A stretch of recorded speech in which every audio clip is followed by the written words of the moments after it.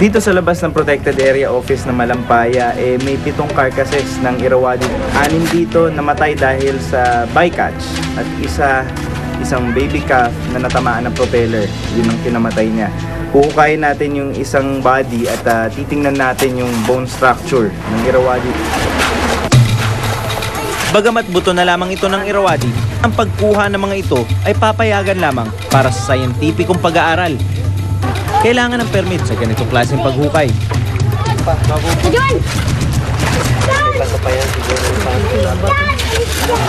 Ito na yung first bones na nakukuha natin mula dito sa Irrawaddy. Balak itong i-donate sa isang eskwelahan o sa munisipyo para mas mapag-aralan at makita ng iba. Matapos ang mahigit na 1 oras, Ito yung skull. So, medyo delicate yung pag-handle sa kanya dapat. Kanina nung hinuhukay, sobrang nag-iingat tayo dun sa pala. Tapos, pag natamaan yan, pwedeng mabasag. Fishery bycatch like gillnets, long lines ng crab pots, and then meron ding mga commercial fisher na nangyayari. So, ang madalas doon, nahuhuli sila ng lambat. lumalapit kasi ang mga Irrawaddy sa lambat na maraming isda para kumain. Aksidenteng napupulupot naman ang lambat sa kanilang katawan, kaya ito nalulunod at namamatay. Kada taon, halos 4 na Irrawaddy ang naire-report na namamatay sa mga lambat. Ito rin ang itinuturong dahilan kung bakit nauubos na ang populasyon ng Irrawaddy dito sa Malampaya. Dekada 80 pa alam na may populasyon ng Irrawaddy sa Malampaya. Pero noong 1999 lang ito na simulang pag-aralan.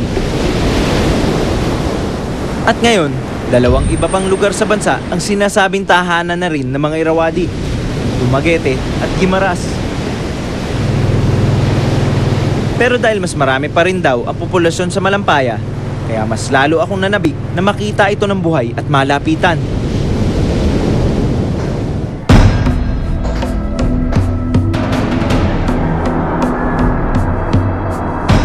Ngayong umaga naman, medyo kakaibang strategy ang gagamitin natin.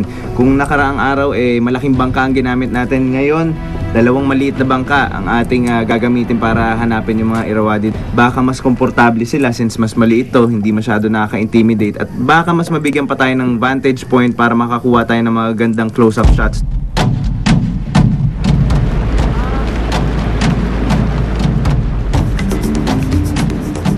Payapa ang dagat. Siguradong mas madali sila makikita.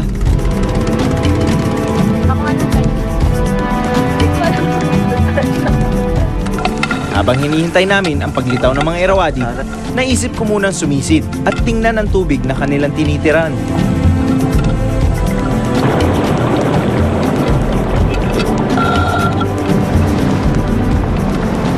Sa ilalim, kitang sagana ito sa algae at planktons na isa rin sa kanilang pagkain.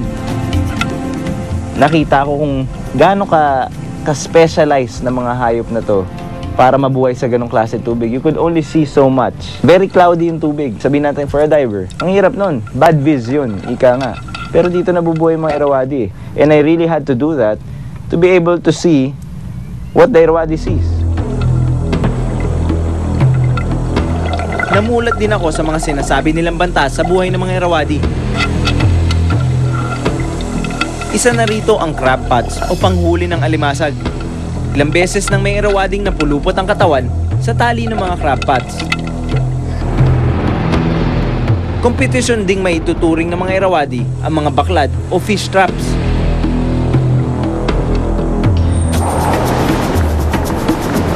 Napansin din namin sa aming mga kuha na maraming gasgas sa kanilang katawan ang mga Irrawaddy.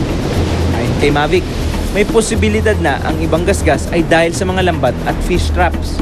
Sa mga taga Malampaya, they believe na hindi mo dapat saktan yung Irrawaddy.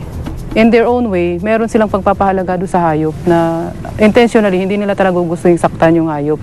Ngayon nga lang ang problema, kung sobrang dense ng fishing gear, yun yung nagkakaroon ka ng bycatch.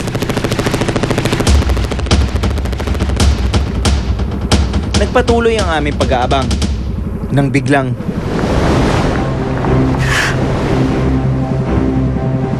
may May narinig kaming paghinga malapit sa aming bangka.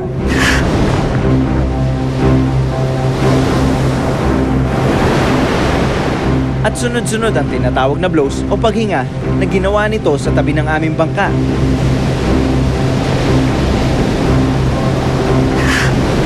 Nakita ko na ang ganitong pag-blow nung una kong ekspedisyon sa mga balyena ng Camiguin Norte. Kitang-kita ang bilugan nilang ulo. Humihinga sa ibabaw ng tubig. Tila inoobserbahan niya rin kami.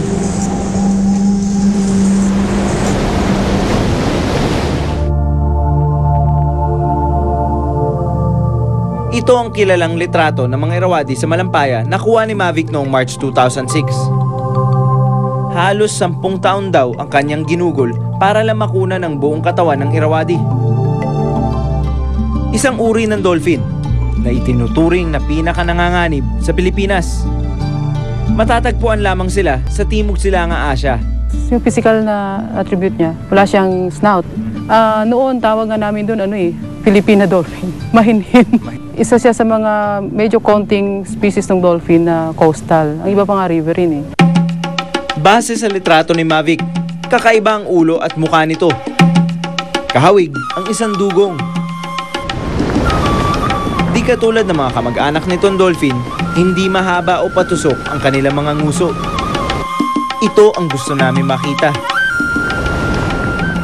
Kaya hamon sa amin ang subukang gawin sa loob ng 2 linggo na makunan ito ng buong buo.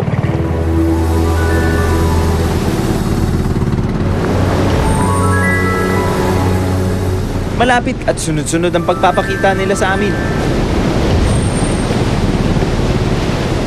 At mukhang papalapit ang mga Irrawaddy sa aming bangka.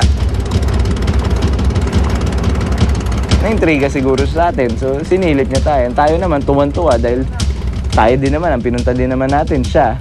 So, I guess it was, ako, super satisfied ako sa encounter na yun. Nang reviewin namin ang aming mga video, ilang beses pala namin nakunan ang buong katawan nito. Kaya sa unang pagkakataon, may papakita na sa telebisyon ang mailap na Irrawaddy. Abangan sa susunod na Miyerkules.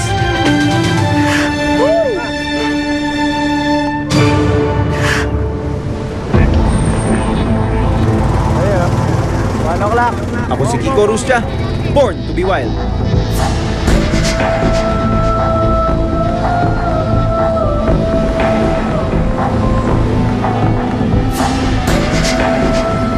May nagbalita sa amin na may isa na namang ahas na maaaring makadagdag sa listahan.